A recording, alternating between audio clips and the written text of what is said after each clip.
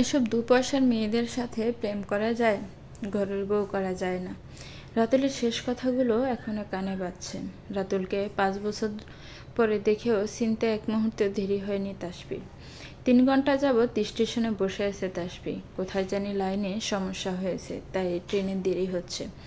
হঠাৎ দূরে রাতুলকে দেখতে পায়। 5 বছর পর স্টেশনে দেখা। রাতুলকে দেখে নিজেকে আড়াল করে নেয় তাসফি। মুখোমুখি হতে চায় না। রাতুলের শেষ কথাগুলো এখনো কানে বাজে।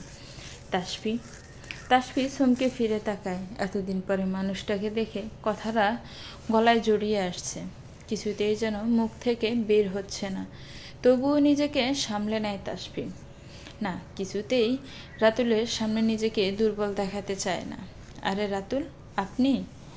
তুমি এখানে? কেমন আছো তুমি? আমি ভালো আছি। আপনি কেমন আছেন? আমিও ভালো আছি। তাসফি আর কিছু বলে না, চুপ করে যায়। রাতুল তার পাশেই বসে। অনেক খুঁজেছি তোমাকে, বাসায় গিয়েও পাইনি। কোথায় চলে গিয়েছিলে তাসফি? এই তো একটু কাজে এসেছিলাম, চলে যাচ্ছি আজ। আপনি কোথায় যাবেন? তাসফি রাতুলের প্রশ্নটা এড়িয়ে যায়। অফিসের কাজে। অনেকদিন ট্রেনে যাওয়া হয় না, তাই আজ খুব ইচ্ছে করছিল ট্রেনে যেতে, কিন্তু এত সময় অপেক্ষা করতে হচ্ছে, বিরক্তিকর। তাসফি সংক্ষেপে জবাব দিল। তারপর বলো, তোমার কি খবর? মুচকি হেসে তাসফি বলল, ভালো আছি। এমন সময় 12-13 বছরের একটা মেয়ে 4-5 বছরের একটা ছোট্ট মেয়েকে নিয়ে এসে বলল, আপা, রিশতা খাচ্ছে না। রিশতা নামে ছোট্ট মেয়েটির মাথায় দুটো জুটি করা, তার সাথে চোখের চশমা, অসম্ভব রকমের কিউট মিষ্টি মেয়েটা তাসফির কাছে এসে বলল, আম্মু খাবো না এখন, ওকে বলে দাও আমাকে বিরক্ত না করতে, ভালো লাগে না আমার। ছোট মেয়েটার কথা বলার মুরব্বী ভঙ্গিতে রাতুলের ঠোঁটে হাসি ফুটেছে। তোমার মেয়ে? রিশতা। বাহ, খুব সুন্দর নাম। কে রেখেছে? তুমি না তোমার স্বামী? তাসফি হাসে, কিছু বলে না। হাই রিশতা, কেমন আছো? রিশতা রাতুলের দিকে তাকিয়ে দেখে কিছু সময়, তারপর চশমাটা নাকের ডগায় থেকে আঙ্গুল দিয়ে ধাক্কা দিয়ে ঠিক করে নিয়ে বলে, আমি ভালো আছি। আম্মু, উনিকে? তাসফি কিছু বলার আগে রাতুল বলল, আমি তোমার আম্মুর বন্ধু। তোমারও বন্ধু? সত্যি? তুমি আমার বন্ধু? কি মজা, কি মজা। আম্মুর বন্ধু, আমারও বন্ধু। রিশতা খুশিতে হাততালি দিতে দিতে লাফাচ্ছে। মেয়ের খুশি দেখে তাসফি মৃদু হাসে। বন্ধু, চলো আমরা গেমস খেলি। রিশতা, উনি তোমার আঙ্কেল হন। একটু ধমকের সুরে বলল তাসফি। রিশতার মন খারাপ হয়ে যায়। রাতুল বলল, আরে তাতে কি, রিশতা আমাকে বন্ধু বলেই ডাকুক। ঠিক আছে রিশতা। রিশতার ঠোঁটে হাসি ফুটে। তাসফি রাতুলের সাথে রিশতার বন্ধুত্ব পছন্দ করছে না। কুসুম নামের মেয়েটিকে রিশতার সাথে খেলতে বলল। রাতুলও বসে আছে। তোমার স্বামী কোথায়? ওনাকে দেখতে পাচ্ছি না। দেশের বাইরে থাকে। ও আচ্ছা, বিয়ে করলে কবে? 5 বছর। আপনার কি খবর বলুন, আপনার ওয়াইফ কেমন আছেন? মাথা নিচু করে হাসে রাতুল। হাসছেন যে? বিয়েটা করা হয়ে ওঠেনি। কেন? নীরার সাথে না বিয়ে ঠিক হয়েছিল? শেষ পর্যন্ত আর হয়নি। অফ। কেন হয়নি জানতে ইচ্ছে করছে না তাসফির? বড় লোকের ব্যাপার স্যাপারই আলাদা, কখন কি খেয়াল আসে সেটা তারাই জানে। তাসফি বলিনি এই রাতুল 5 বছর আগে কিভাবে অপমান করেছিল তাকে। শুধু তাই নয়, তাদের সম্পর্ককে অস্বীকার করেছে। এই রাতুলের সামনে অস্বস্তি হবে তাসফির, এটা অস্বাভাবিক নয়। তাসফি, আই এম সরি, তোমার সাথে অন্যায় করেছি, পারলে ক্ষমা করে দিও। জানেন মিস্টার রাতুল, আজ আমার কাছে কি কি আছে? ও সরি, প্রশ্নটা এভাবে করতে পারেন কি কি নেই? আমার মেয়ের শখ ট্রেনে চড়ার, তাই আজ ওকে নিয়ে ট্রেনে সফর। আমার কাছে আজ কি নেই? গাড়ি, বাড়ি, যশ, খ্যাতি, আর তার চেয়েও দামি জিনিসটাও আমার কাছে আছে, আমার মেয়ে। আপনাদের সমাজে কি যেন একটা বলে, হাই ক্লাস সোসাইটি, সেটাতে আমার নাম ডাক এখন অনেক উচ্চতায় পৌঁছে গেছে। আমি আর কোনো গরিব ঘরের অতি সাধারণ মেয়ে নই, কিন্তু এত কিছুর পরেও আমার মেয়েকে আমি শিখিয়েছি কিভাবে মানুষকে মূল্যায়ন করতে হয়। ভাই দাও, ভালোই হয়েছে দেখা হয়।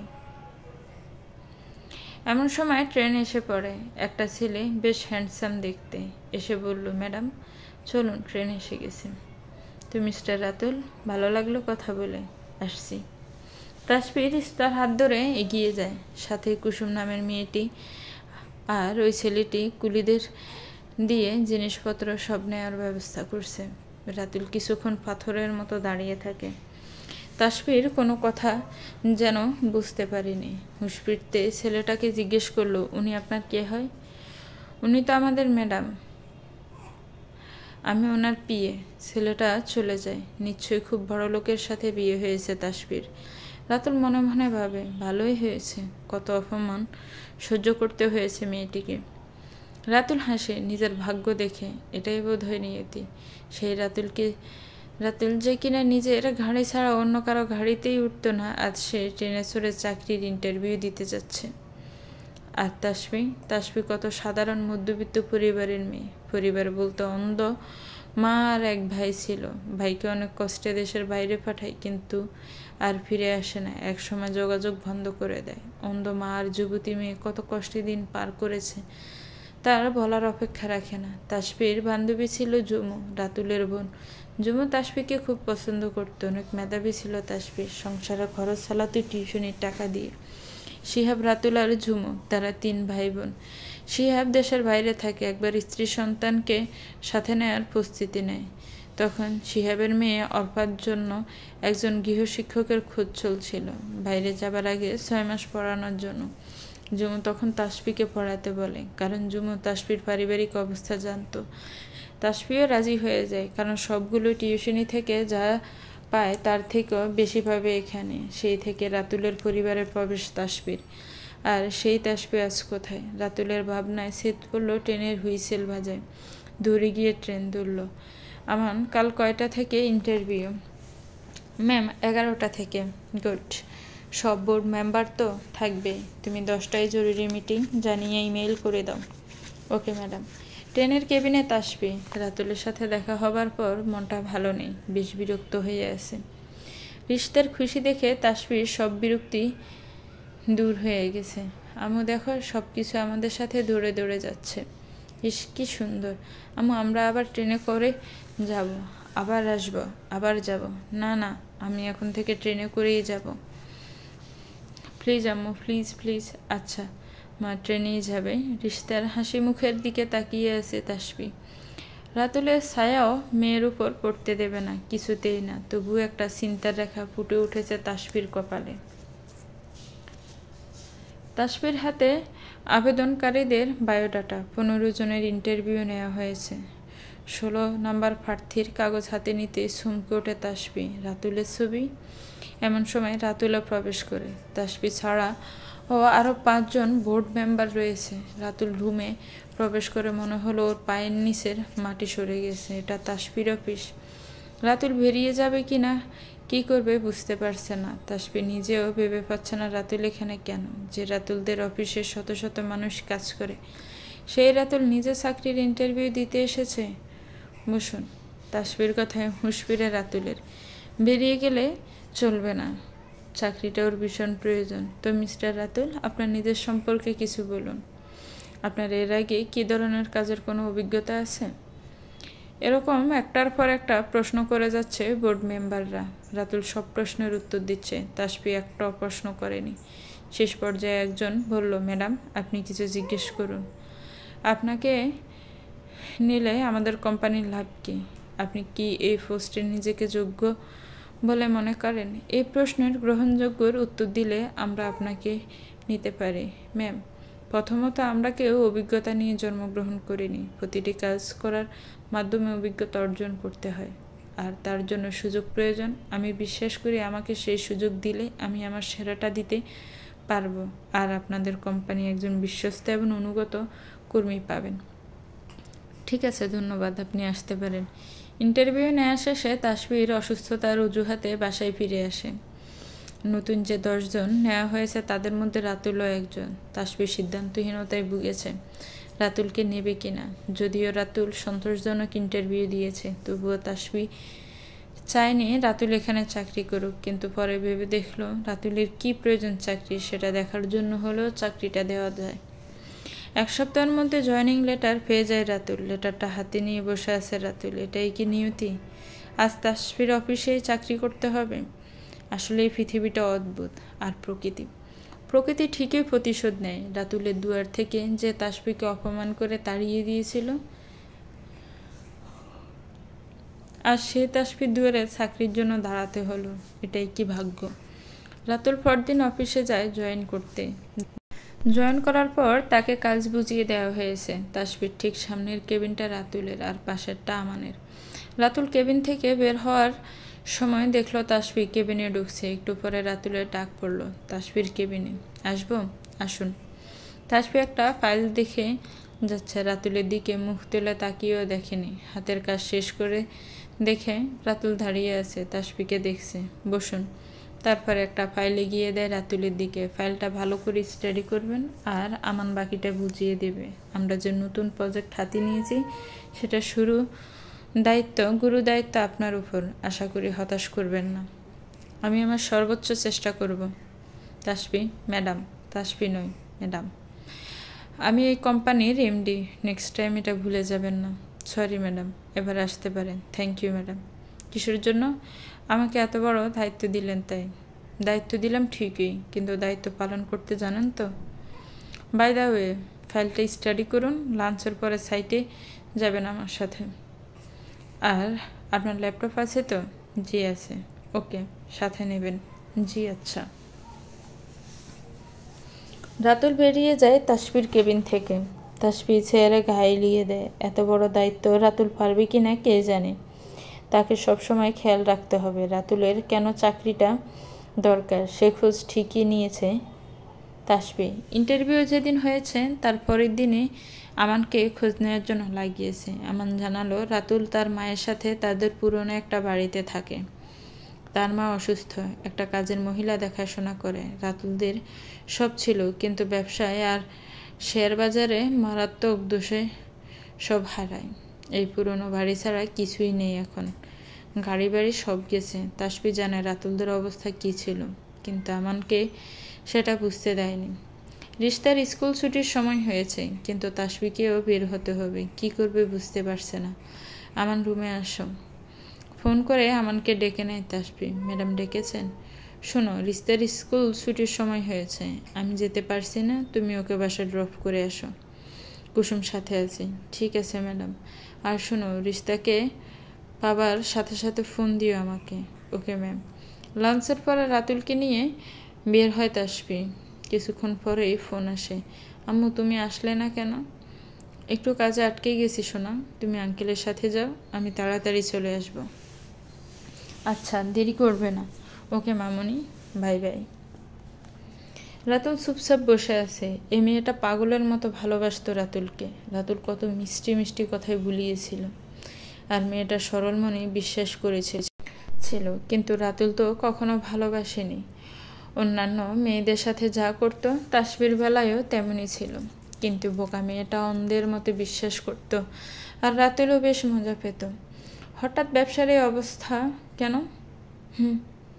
ব্যবসার এই অবস্থা কী ভেবে মৃদু হেসে রাতুল বলল, আমার মতো মানুষের ব্যবসা আর কেমন হবে বলে। ও সরি বলুন। ফর্মালিটি অফিসের জন্য। থ্যাঙ্কস। ওয়েলকাম। জুমু এখন কোথায়? জুমু ওর স্বামীর সাথে ইউকেতে আছে।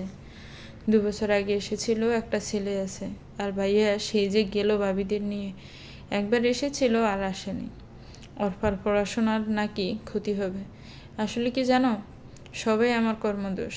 ব্যবসায় যখন খারাপ অবস্থা, ভাইয়া অনেক হেল্প করেছে, তবুও ধরে রাখতে পারিনি। আর কত দিবে? ওর স্ত্রী সন্তানদের জন্য তো করতে হবে। ভাবি তো সরাসরি বলেই দিলেন আর 1 পয়সাও দিতে পারবে না। আম্মু খুব অসুস্থ। ভাইয়া মাঝে মধ্যে ভাবিকে লুকিয়ে কিছু টাকা পাঠায়, তাতে আম্মুর কিছু ওষুধ আনা হয়, আর সংসারের সব খরচ ঝুমু দিয়ে যাচ্ছে। আমি এতটাই অক্ষম যে আম্মু চিকিৎসার টাকা পর্যন্ত জোগাড় করতে পারিনি। একটার পর একটা চাকরি খুঁজেই যাচ্ছিলাম। এই চাকরিটা খুব দরকার ছিল আমার। ঝুমুর কাছ থেকে টাকা নিতে লজ্জা লাগে, কিন্তু আমার নিজের জন্য না হলেও আম্মুর জন্য নিতে হয়। রাতুলের অবস্থার কথা শুনে খুব খারাপ লাগলো তাসফির। কাজ শেষ করে বিকেল হয়ে গেছে, এরই মধ্যে ফোন, আম্মু এক্ষুনি বাসায় আসো। তাসফি কিছু বলার আগে ফোন রেখে দেয় রিশতা। মেয়ের রাগ বুঝতে পেরে মুচকি হেসে তাসফি, কে? রিশতা? আমার দেরি হয়ে গেছে তাই রেগে আছে। আবারও ফোন, হ্যালো। কী রে মা, তুই কোথায়? তাড়াতাড়ি একটু বাসায় আয় তো। কি হয়েছে বাবা, কোনো সমস্যা? তুই তাড়াতাড়ি আয়। এ কথা বলে ফোন রেখে দিলেন আশফাক আহমেদ। তাসফির চোখে মুখে চিন্তা সাফ। কোনো সমস্যা? বুঝতে পারছি না। বাসা থেকে ফোন, সরাসরি বাসায় যেতে হবে। তোমার শ্বশুর? তাসফি উত্তর দিল না, স্পিড বাড়িয়ে দেয়। বিশাল একটা বাড়ির সামনে আসে গাড়ি, গেট খুলে যায়। গাড়ি পার করে দ্রুত বেরিয়ে আসে রাতুল, নেমে আসে গাড়ি থেকে। সন্ধ্যা হয়ে গেছে। কলিং বেল বাজাতে গিয়ে দেখে দরজা খোলা। পুরো বাসা নীরব, কারো সারা শব্দ পাওয়া যাচ্ছে না। ঘরে প্রবেশ করে তাসফি আর রাতুল। রিশতা, বাবা, না কেউ সাড়া দিচ্ছে না। একটা সিরকুট পড়ে আছে, ছাদে চলে আসো। তাসফি দৌড়ে ছাদে যায়, তার পিছনে রাতুলও। ছাদের দরজা খুলতেই চারিদিকে আলো ঝলমল করে উঠল। Happy birthday to you, happy birthday to you. Rishta দৌড়ে এসে জড়িয়ে ধরে তাসফিকে। হ্যাপি বার্থডে আম্মু। থ্যাংক ইউ সোনা। এসব করতে গেলে কেন? তোমরা জানো না আমি আমার জন্মদিন পালন করি না? তুই করিস না, আমরা করব। এখন থেকে করতে হবে। আমার নাতনির অর্ডার মানতেই হবে। আশফাক সাহেব এগিয়ে এসে বললেন, বাবা তুমিও পারো? আদর দিয়ে দিয়ে মাথায় তুলছ, বেশ করেছি। এবার এদিকে আয়, কেক কাটবে। রাতুলের দিকে তাকিয়ে বললেন, ওনাকে তো চিনতে পারলাম না। উনি মিস্টার রাতুল, আজই জয়েন করেছেন। আমার সাথে সাইটে গিয়েছিলাম, তোমাদের ফোন পেয়ে দৌড়ে আসতে হলো। এভাবে ফোনে ডাকে ভয় পেয়ে গেছি। রিশতা দৌড়ে এসে রাতুলের হাত ধরে বলে, দাদু ওনাকে চেনো না? উনি তো আমার বন্ধু, আমারও বন্ধু আঙ্কেল। রাতুল সালাম দিয়ে হ্যান্ডশেক করে, তারপর রিশতা কোলে তুলে নেয়। আশফাক সাহেব রিশতার আমান মিলে পুরো ছাদ সাজিয়েছে। ঘরোয়াভাবে পালন হয় তাসফির জন্মদিন। রাতুল তাসফির কাছে এসে বলল, শুভ জন্মদিন। ধন্যবাদ, মিজু হেসে বলে তাসফি। রাতের খাবার পর তাসফি আমানকে বলে রাতুলকে বাসায় পৌঁছে দিয়ে যেতে। রাতুল আর আমান গাড়িতে বসে আছে।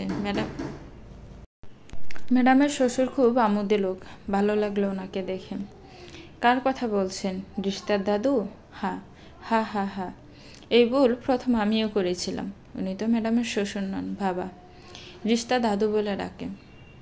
সাহেবের একমাত্র মেয়ে তাসফি ম্যাম।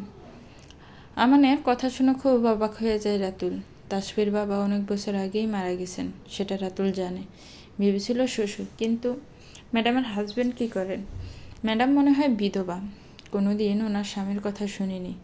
অনেকে বলে ডিভোর্স হয়ে গেছে, অনেকে বলে রিশতার জন্মের আগেই মারা গেছে। ওহ, সো স্যাড। কিন্তু রাতুলের হিসেব মিলছে না। তাহলে আশফাক আহমেদকে? এই প্রশ্ন মাথায় ঘুরতে থাকে। 2 দিন পরে বিকেলবেলা প্রজেক্টের কাজ দেখে ফিরছে তাসফি, সাথে রাতুলকে সাথে নিয়েই ফিরতে হয়। রাতুলের গাড়ি নেই, তাছাড়া প্রজেক্টটা বেশ দূরে। হঠাৎ আকাশ কালো হয়ে যায়। মুহূর্তের মধ্যে বাতাস বইতে শুরু করে। বৈশাখের শেষ হলেও হঠাৎ ঝড়ের কবল পড়ে। গাড়িতে থাকা সম্ভবই হচ্ছে না। রাস্তার পাশে একটা ছোট ঘর দেখে সেখানে গাড়ি থামায়। ঘরটা রাস্তা থেকে সামান্য ভেতরে। কেউ ঘরটা করতে গিয়েও শেষ করতে পারেনি। একতলা ঘরে ছাদ আছে, ইটের দেয়াল আছে, তবে দরজা জানালা কিছু নেই। ইটের শেওলা পড়ে আছে। গাড়ি থেকে বের হয়ে তারা দূরে যেতে গিয়ে পুরো ভিজে একাকার। নির্জন জায়গায় রাতুল আর তাসফি আটকে গেছে। বাইরে প্রচণ্ড ঝড় বৃষ্টি। বিকেল গড়িয়ে সন্ধ্যা, অন্ধকার নেমে আসছে। একটা দরজার একপাশে রাতুল, অন্য দিকে তাসফি দাঁড়িয়ে আছে। ভেজা শাড়ি শরীরে লিপটে আছে। এই অবস্থায় তাসফি খুব অস্বস্তি বোধ করছে। জড়সড় হয়ে আছে। রাতুল বুঝতে পারছে তাসফির অবস্থা, তাই সেও তার দিকে তাকাচ্ছে না। হঠাৎ আশেপাশে কোথাও প্রচণ্ড শব্দে বাজ পড়ল। তাসফি ভয়ে ঝাপটে ধরে রাতুলকে। আচমকা জড়িয়ে ধরায় চমকে ওঠে রাতুল। কি করবে বুঝতে পারে না। ইচ্ছিতভাবে একটা হাত রাখে তাসফির পিঠে। জ্বরে গা পুড়ে যাচ্ছে তাসফির। এখনো জড়িয়ে ধরে আছে। ভেজা কাপড়ে জ্বর আরও বাড়ছে। বাইরে ঝড় কিছুটা কমলেও ঝুম বৃষ্টি হচ্ছে। বের হওয়া সম্ভবই হচ্ছে না। তাসফি বিড়বিড় করছে, রিশতার নামটাই শোনা যাচ্ছে। রাতুল বুঝতে চেষ্টা করে কি বলছে। তাসফির হাত পা ঠান্ডা হয়ে আসছে। এদিকে জ্বরে পুড়ে যাচ্ছে শরীর। রাতুল কি করবে মাথা কাজ করছে না। ভেজা অবস্থা আরও খারাপের দিকে যাচ্ছে। উপায় না পেয়ে রাতুল তাসফির আঁচলটা সরিয়ে পানি নিংড়ে নেয়। তারপর তাসফিকে জড়িয়ে ধরে রাখে যাতে তার শরীরের উত্তাপে হাত পা গরম থাকে। রাতুলও আমার মেয়ে, তুমি চলে যাও, রিশতা আমার। নিজের নাম শুনে চমকে ওঠে রাতুল। রিশতার সাথে তার কি সম্পর্ক বুঝতে পারে না। কেন এসব বলছে তাসফি? বৃষ্টি অনেক কমেছে, এদিকে রাত 8টা বেজে গেছে। তাসফির মোবাইলটাও বন্ধ হয়ে গেছে। বাসার নাম্বার নেই রাতুলের কাছে, আর নেটওয়ার্ক খুব খারাপ অবস্থায় আমাকেও ফোন দেওয়া সম্ভব হয়নি।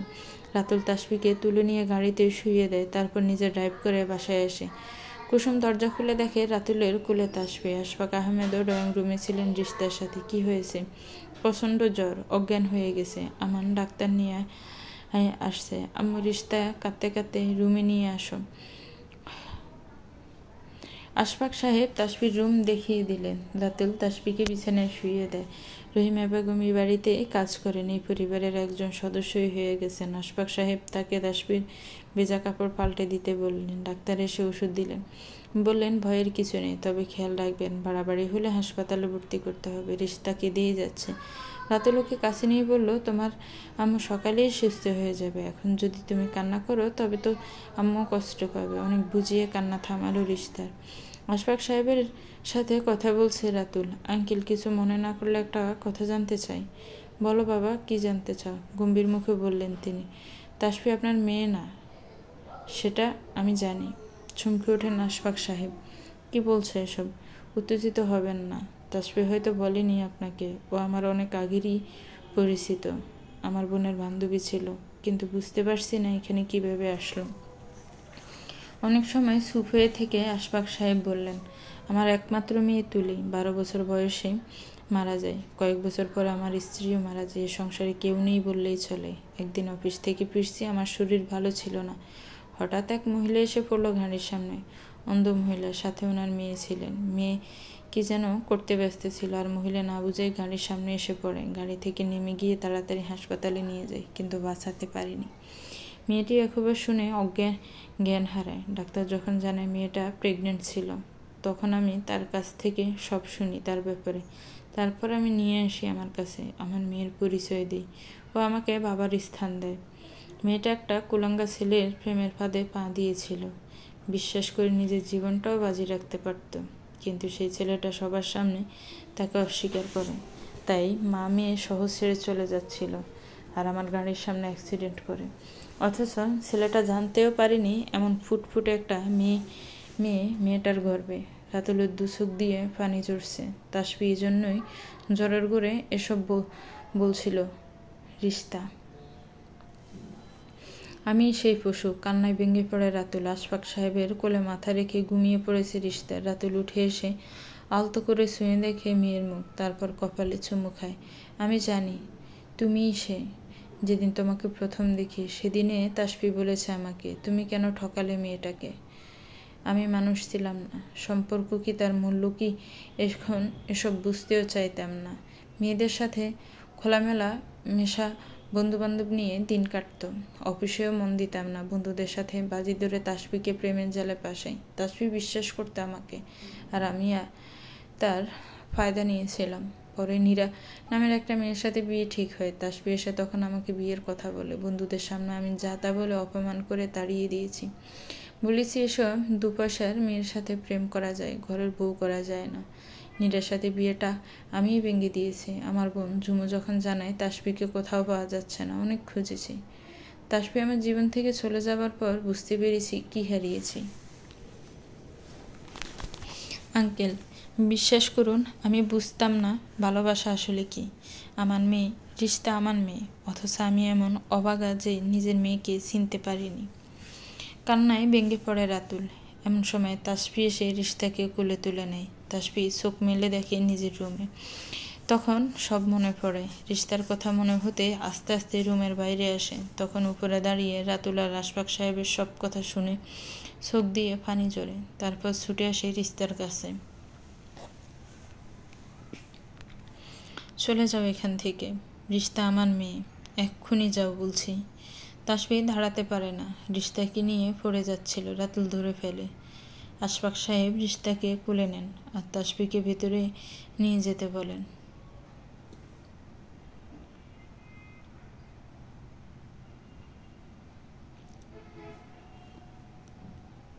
রাতুল তাসফিকে রুমে নিয়ে যায়। বেশ কয়েকদিন কেটে যায়। রাতুল প্রতিদিন আসে রিশতাকে সময় দেয়, কিন্তু তাসফি কথা বলে না। আশফাক সাহেব অনেক বুঝায়, কিন্তু তাসফি কিছুই বলে না। একদিন রাতুলের মা খুব অসুস্থ হয়ে পড়েন, ওনাকে হাসপাতালে ভর্তি করা হয়। তাসফি ওনাকে দেখতে যায়। উনি তাসফিকে অনেক পছন্দ করতেন, সবটা জেনেছেন উনি। রিশতে ওনারই নাতনি। মাগো, এই বুড়িকে আর কষ্ট দিও না, আমার ছেলেটা আর আগের মতো নেই, তুমি তাকে ফিরিয়ে দিও না। তাসফি কিছু বলে না। উনি রিশতা জড়িয়ে খুব আদর করে। হাসপাতাল থেকে ওনাকে ছাড়ার পরে তাসফি ওনাকে নিজের বাসায় নিয়ে আসে। রাতুল অনেক আপত্তি করলেও রাতুলের কোনো কথাই শোনেনি তাসফি। রাতুল যতই তাসফিকে বোঝাতে চায়, তাসফি কিছুই শুনতে চায় না। আশফাক সাহেব বলেন, বাবা মেয়ে মানুষের মন অভিমান করে আছে, বাইরে যত কঠিন ভেতরে তার চেয়েও অনেক বেশি নরম, তুমি হাল ছেড়ো না। প্রায় মাসখানেক কেটে যায়। রাতুল বেশিরভাগ সময় মা আর মেয়েকে দেয়, কিন্তু তাসফির কাছে বিটতে পারে না। রাতুল যখন বুঝতে পারলো তাসফি তাকে চায় না, তখন সে একটা সিদ্ধান্ত নিল। সেদিন রিশতার মায়ের সাথে দেখা করে চলে আসার সময় একটা প্যাকেট দারোয়ানের হাতে দিয়ে তাসফিকে দিতে বলে। ঘন্টা 2 পরে, ম্যাডাম, এই প্যাকেটটা রাতুল স্যার দিয়ে গেছে, 2টা বাজলে আপনাকে দিতে বলেছেন। তাসফি হাতে নেয়, খুলে দেখে একটা পাসপোর্ট আর কিছু কাগজপত্র, সাথে একটা খাম। পাসপোর্টটা রাতুলের মায়ের। তাসফি খাম খুলে চিঠিটা হাতে নেয়। তাসফি, এই চিঠি যখন তোমার হাতে, তখন আমি তোমার থেকে অনেক দূরে চলে এসেছি। আমি জানি আমি ক্ষমার যোগ্য নই, তবুও এক বুক আশা নিয়ে তোমার দুয়ারে দাঁড়িয়েছিলাম। তোমাকে খুঁজে পেয়েছি, আমার মেয়ের মুখ দেখতে পেয়েছি। এক জীবন আর কি চাই আমার? জীবনে কাউকে ভালোবাসিনি, তোমাকেও না, কিন্তু তুমি চলে যাওয়ার পর বুঝতে পেরেছি তোমাকে ভালোবাসতে শুরু করি।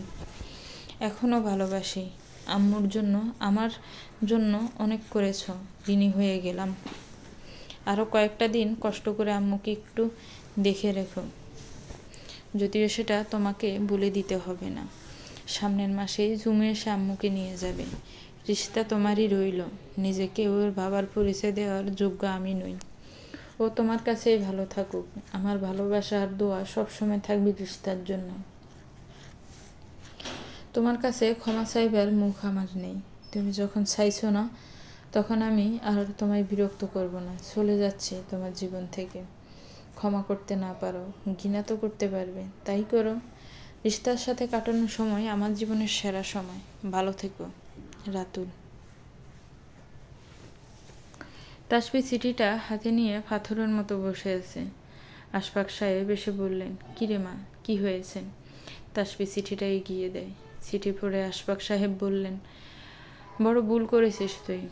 মানুষ যখন নিজের ভুল বুঝতে পারে, তখন তাকে একটা সুযোগ দিতে হয়, কিন্তু তুই সেটাও দেসনি। রিশতা কেন তার বাবার আদর থেকে বঞ্চিত হবে? এমন সময় আমানের ফোন। ম্যাডাম, রাতুল সাহেব অ্যাক্সিডেন্ট করেছেন। কি? জি ম্যাডাম, অবস্থা খুবই খারাপ। আপনি কি আসতে পারবেন? কোথায় এখন? আমান হাসপাতালের নাম বলল। তাসফি আশফাক সাহেব তাড়াতাড়ি হাসপাতালে পৌঁছালেন। অপারেশন চলছে। তাসফির 2 চোখ ভেসে যাচ্ছে। অপারেশন শেষে ডাক্তার জানালেন, অবস্থা ভালো নয়, দোয়া করেন, এখনো জ্ঞান ফেরেনি। রাতুলের জ্ঞান ফিরে পরের দিন। হাত ভেঙে গেছে, মাথায় আঘাত পেয়েছে, পায়ের হাড় ফেটে গেছে। রাতুল ইচ্ছে করে অ্যাক্সিডেন্ট করেছে, সেটা বুঝতে কারো বাকি রইল না। 15-20 দিন হাসপাতালে ছিল। সব দেখাশোনা তাসফি নিজে করেছে। রাতুল শুধু তাকিয়ে তাকিয়ে দেখেছে। তাসফি, তুমি বাসায় চলে যাও, রেস্ট নাও। সারাদিন রাত এখানে পড়ে থাকলে চলবে? সেটা আপনাকে বুঝতে হবে না। কেন করছো এত আমার জন্য? উফ, খুব বেশি কথা বলেন আপনি, চুপ থাকেন তো। রাতুল চুপ হয়ে যায়। রিশতা প্রতিদিন সবার সাথে এসে দেখে যায়। পাপা। রিশতা, তুমি আমার পাপা, আগে বলনি কেন? তুমি তো ভীষণ দুষ্টু। রাতুল মেয়েকে এক হাতে জড়িয়ে কাছে নিয়ে কপালে চুমু খায়। 20 দিন পরে হাসপাতাল থেকে ছাড়া পায়, তবে হাত এখনও ঠিক হয়নি। গলায় ঝুলিয়ে রাখে। তাসফি ধরে নিয়ে যায় রুমে, তারপর বিছানায় হেলান দিয়ে বসিয়ে দেয়। তাসফির মুখ রাতুলের খুব কাছে। রাতুল তাসফির সামনে চুলগুলো সরিয়ে দেয়। তাসফি রাতুলের দিকে তাকিয়ে লজ্জায় চোখ সরিয়ে নেয়।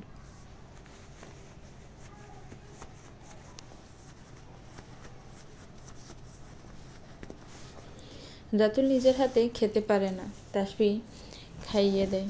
রাতুলের মা রিশতা আশফাক সাহেব ঘরে আসেন।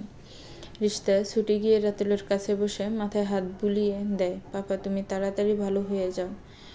ফ্রেন্ডস ডেতে তুমি, আমি আর আম্মু একসাথে স্কুলে যাব। আমার ফ্রেন্ডসরা সবসময় আমার পাপার কথা জিজ্ঞেস করে, আগে তো তুমি আসোইনি। রাতুলের চোখ জলে ভরে যায়। তাসফির প্রসঙ্গ পাল্টাতে বলল, বাবা তুমি অফিসে গিয়েছিলে? হ্যাঁ রে মা, তুই অফিস নিয়ে চিন্তা করিস না, রাতুলের খেয়াল রাখ। আসো দাদু ভাই, আমরা পুরীর গল্পটা শুনবো, এখনো শেষ হয়নি। এখন বলবে? খুশিতে লাফিয়ে উঠে রিশতা। চলো। ওনারা চলে যান। বাইরে ঝুম বৃষ্টি। রাতুল বৃষ্টি দেখার চেষ্টা করছে, বারান্দায় যাবে। না থাক, কষ্ট করে নিতে হবে না, এখানেই ঠিক আছে। তাসফি রাতুলের কথায় কান না দিয়ে ওকে বারান্দায় নিয়ে বসিয়ে দেয়, নিজেও পাশে বসে। রাতুল তাসফির একটা হবে নিজের হাতে টেনে নেয়। তাসফি, ক্ষমা করতে পারবে আমায়? তোমার কি মনে হয়? রাতুল তাসফির হাত ওর বুকে চেপে ধরে, এইখানটা খুব ফাঁকা পড়ে আছে, কেউ কি পূর্ণ করে দিবে? তাসফির লাজুক হেসে রাতুলের বুকে মাথা রাখে। মাথায় চুমু খেয়ে রাতুল আরো শক্ত করে ঝুড়িয়ে ধরে, তাসফির মাথায় হাত বুলিয়ে দেয়। বিকেল গড়িয়ে সন্ধ্যা হয়ে যায়, তখনও রাতুলের বুকে লিপ্টে আছে তাসফি। কখন যে ঘুমিয়ে পড়েছে বুঝতে পারেনি, রাতুলও ডাকেনি। অনেকদিন ঠিক মতো না ঘুম না খাওয়া, রাতুলের সেবা করে যাচ্ছে। এই রে, সন্ধ্যা হয়ে গেছে, আমাকে ডাকুনি কেন? কেন ডাকবো? উঠতে হবে না? সেই দুপুর থেকে এখানে, সবাই কি ভাববে? যা ইচ্ছে ভাবুক, তুমি কোথাও যাবে না, এইখানেই থাকবে। হয়েছে, এবার ভিতরে চলো। এভাবে আর কতক্ষণ বসে থাকবে? রাতুলকে ভিতরে নিয়ে যায়। রাতুল ঘুমানোর আগ পর্যন্ত তাসফি বসে থাকে ওর পাশে। পরদিন সকালে রাতুলের ওষুধ খাওয়ানোর পরে আশফাক সাহেব আর রাতুলের মা আসেন। বাবা, তোমাদের দুজনের সাথে কিছু কথা বলতে আসলাম। বলেন আঙ্কেল। আর কতদিন আঙ্কেল ডাকবে বলো তো?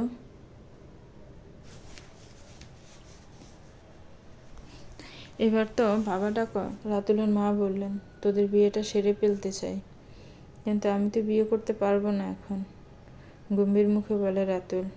তাসফির মুখ শুকিয়ে যায়, সামনে থেকে সরে সবার পিছনে গিয়ে দাঁড়ায়। বিয়ে করতে পারবে না মানে? কি বলছো এসব? আপনিই বলেন বাবা, আমি ভাঙা হাতে কিভাবে সাইন করব? মুখে কবুল বললেই তো হবে না, পাকাপোক্ত আইনি প্রমাণ রাখতে হবে যাতে কেউ ফালাতে না পারে। হা হা হা, নটি বয়। বেশ, তবে তাড়াতাড়ি সেরে উঠো। বাবা, সামনের মাসে জুমু আসবে, জুমুকে সারপ্রাইজ দিব। বিয়ে জুমু আসলেই হবে, তাই তো? তাহলে এটাই ঠিক রইল। সামনের মাসে জুমু আসার তারিখ মিলিয়ে বিয়ের দিন ঠিক করে নিব। 1 মাস পর রাতুল পুরোপুরি সুস্থ হয়ে গেছে। এয়ারপোর্টে এসেছে জুমুদের নিতে। এত কিছু হয়ে গেছে, কেউ জুমুকে জানায়নি। রাতুলের অ্যাক্সিডেন্টের কথা শুনলেও তাসফির কথা সবাই গোপন রেখে গেছে। এয়ারপোর্ট থেকে বাসায় ফেরার পথে রাতুল সব জানায় জুমুকে। জুমু কি যে খুশি হয়েছে। বাসায় এসে কলিং বেল বাজাতে তাসফি দরজা খুলে। তাসফিকে দেখে জুমু জড়িয়ে ধরে কান্না শুরু করে দেয়। আরে বাবা, সব কান্না এখানেই কেঁদে ফেলবি? ভাবির জ্বালাতন সহ্য করে কবে কাঁদবি? তোর বউ কি জ্বালাতন করবে? ননদিনীর অত্যাচার সইতে হবে তাকে। জুমুর কথায় সবাই হেসে ওঠে। তুমি আমার জুমু ফিফি? এটা কে গো, এত সুইট রসগোল্লা? কে গো তুমি? জুমু কোলে তুলে নেয় রিশতাকে। এমা, তুমি আমাকে চেনো না? উহু, তুমি কি অ্যাঞ্জেল? হা হা হা, আমাকে কি অ্যাঞ্জেলের মতো দেখাচ্ছে? কি বোকা তুমি, হি হি। রিশতা খুব মজা পায়। তাই তো, আমি কি বোকা? তবে তুমি কে? আমি তা জানি। বলো আমি কে? তুমি হলো আমাদের সাজের প্রদীপ, আমাদের অ্যাঞ্জেল। এবারও পারলে না। উফ, কি যে করি তোমাকে নিয়ে। কপাল চাপড়ে বলে রিশতা। আমি রিশতা, বুঝেছ? ওরে পাকা বুড়ি মা, বুঝেছি। রিশতার গালে চুমু খায় জুমু। 1 সপ্তাহ পরে ঘরোয়া আয়োজনে বিয়ে হয়ে যায় রাতুল আর তাসফির। ফুলসজ্জার রাতে তাসফিকে ঘরে দিয়ে দরজায় তালা দেয় ঝুমু আর ঝুমুর বর। ভেতরে ঢুকতে হলে চাবি লাগবে, আর চাবি আমাদের কাছে। তোর কাছে তো খুলে দে। ইস্কি তারা চাবি চাইলে বকশিস তবেই দিব, 1 পয়সাও দিব না। তাহলে সারা রাত বাইরে দাঁড়িয়ে থাকো, আমরা চললাম। আর শুন, এই নে 500। মাত্র কি, এটাই বেশি। 5000 হলে ভেবে দেখতে পারি। কি, ভাগ এখান থেকে। শেষ পর্যন্ত 3000 টাকা দিয়ে চাবি উদ্ধার করে রাতুল। তাসবি উঠে রাতুলকে সালাম করতে যায়, আর রাতুল সোজা কুলো তুলে নিয়ে যায় তাসবিকে। অতঃপর আকাশের এক ফালি ছাদ জানালা গুলি দিয়ে উকি দেয় ঘরে। একটা নতুন স্বপ্নের হাতছানিতে শুরু হয় রাতুল তাসবির জীবন। রিশতা তাদের আধার ঘরে আলোর প্রদীপ হয়ে সারা ঘর আলোয় ভরিয়ে রাখে। সমাপ্ত। তো ভিউয়ার্স, গল্পটা আপনাদের কাছে কেমন লেগেছে একটু কমেন্টস করে জানাবেন। গল্পটা ভালো লাগলে গল্পটাকে একটি লাইক করবেন, গল্পটাকে শেয়ার করবেন, আর আমার চ্যানেলটাকে প্লিজ সাবস্ক্রাইব করবেন। যারা অলরেডি সাবস্ক্রাইব রেখেছেন তাদেরকে অনেক ধন্যবাদ।